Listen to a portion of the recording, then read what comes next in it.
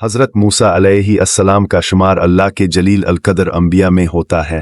अल्लाह ताला ने उन्हें बनी इसराइल की रहनुमाई के लिए भेजा और उनसे बराहे रास्त कलाम फरमाया, इसीलिए आपको कलीम अल्लाह का लक़ब मिला। एक दिन हज़रत मूसा अलैहिस्सलाम अल्लाह ताला से हम कलाम हुए तो अल्लाह ने फरमाया, ए मूसा, आज तुम्हारी कौम में से एक बंदा वफ़ात पाएगा और वो मेरे नज़दीक बहुत मुकर्रब है।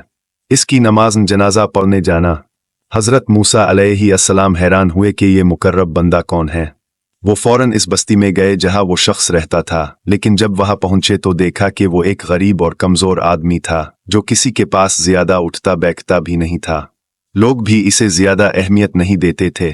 जब वो शख्स वफ़ात पा गया तो हज़रत मूसा अलैहिस्सलाम ने इसकी नमाज जनाजा पढ़ाई और इसके लिए दुआ की।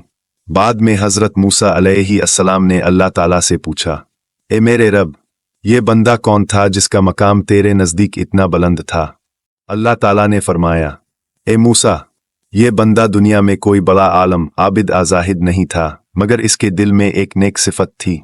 ये रोज़ाना रात को सोने से पहले मुझे याद करके दुआ करता था कि ए मेरे रब, जो भी मुझ पर जुल्म करे मैंने इसे मुआफ़ किया, बस तो भी मुझे मुआफ़ कर दे। मैंने इसकी दरगुजर और मुआफ़ी को पसंद किया और इसे अपने मुकर्रब बुंदों में शामिल कर लिया। ये सुनकर हज़रत मूसा अलैहिस्सलाम पर यह हकीकत वाज़े हुई कि अल्लाह ताला के यहाँ इबादत और रुतबे के साथ साथ अच्छे अखलाक, मुआफ़ी और दरगुजर की भी बेहद अहमियत है। ये वाक़या हमें सिखाता है कि किसी के मकाम और मर्तबे का फ़ैसला हम ज़ाहिरी दौलत आ शोहरत से नहीं कर सकते, बल्कि अल्लाह के नज़दीक वही अजीम है जो दूसरों को मुआफ़ करता है और दिल में बुग़्ज़ नहीं रखता।